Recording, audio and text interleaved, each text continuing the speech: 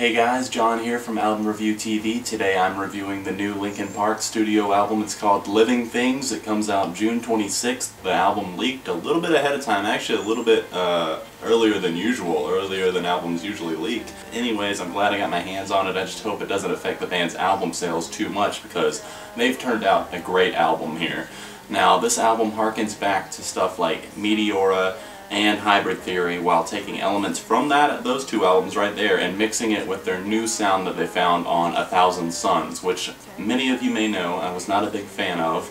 It was just too heavy on the experimentation for me, but I think they've gotten back on track is the main point, and they've taken everything they've learned throughout their entire musical career and put it into this one album, and they've really done something awesome here. The album was produced by Mike Shenandoah of Linkin Park as well as Rick Rubin, who have both co-produced the last 3 studio albums that Linkin Park has put out. Chester's vocals on this album are nothing less than the best, and same for Mike and his rapping. He gets a lot more verses on this album, which made me very happy. Until it breaks.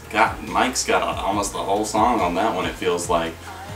There's a lot of experimentation that goes on in some of these tracks while still focusing on heavy guitars. They were brought back for this album, and that also just something that I was hoping for on this album, and it's something I got. There's a lot of great moments and great songs on this album. I haven't found one that I don't like. I like the album as a whole, but I could see myself listening to tracks individually as well. It's not like you can't listen to Castle of Glass and, not go on and listen to the rest of the album.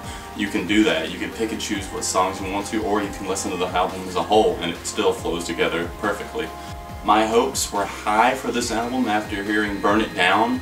At first, I was a little bit skeptical about this album when they first started talking about them releasing a new album, and I was like, oh god, it's going to be another experimental album, and Chester was already talking about doing some more things that were even crazier than 1,000 Suns, but apparently they scrapped that idea, said, we're going to go back to our roots, we're going to make the people happy, we're going to give the people what they want.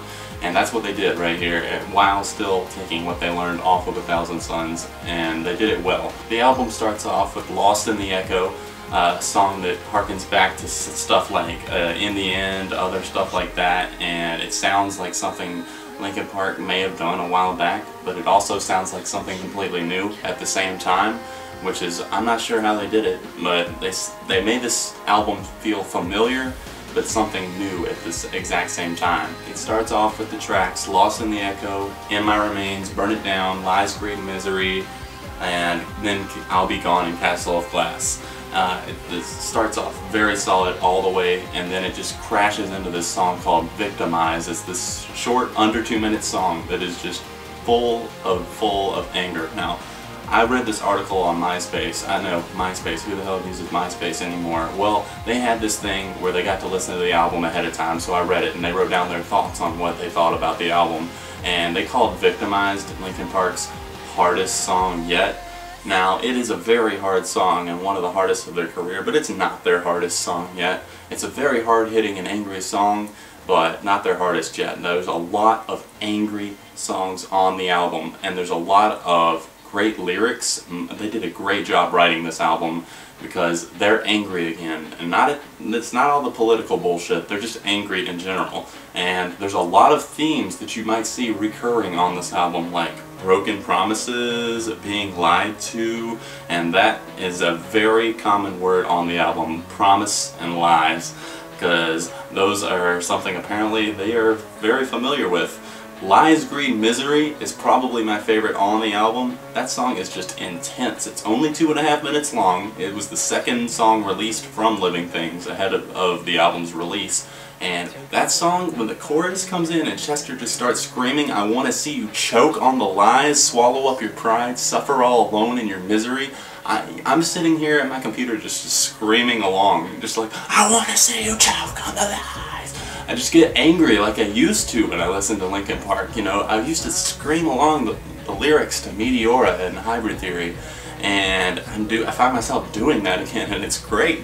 As for my overall favorites on the album, like I said, Lies, Greed, Misery, Burn It Down, that was a great first single. Mike and Chester rotating on the raps, great lyrics on that one.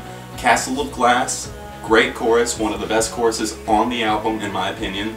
Lost in the Echo, In My Remains, Victimized, Until It Breaks, Powerless. Powerless was a great way to end the album. Very, very, very solid track and a great way to go out. And I'll Be Gone. Those are my overall favorites on the album. Like I said, this is a very, very, very good album by Linkin Park. It turned out a winner here, and I'm hoping that the album sells well for the band. What do you guys think? Have you listened to the leak yet? If not, I'd suggest downloading it and definitely buy the album when it comes out, because if you like it, support the artist, because, you know, they're trying hard here to please the fans, and I think that the last album did sell well. It sold about 800,000 copies. So let's do it again for Linkin Park, and let's get the word out. Share this review, share the album. Overall, I give the album a 4.8 out of 5. It's my second favorite studio album by Linkin Park, behind Meteora and in between Hybrid Theory. And I just, you know, I mostly have positive things to say about this. I also wanted to mention, did anyone else notice Tinfoil? That's like a modern day session off of Meteora.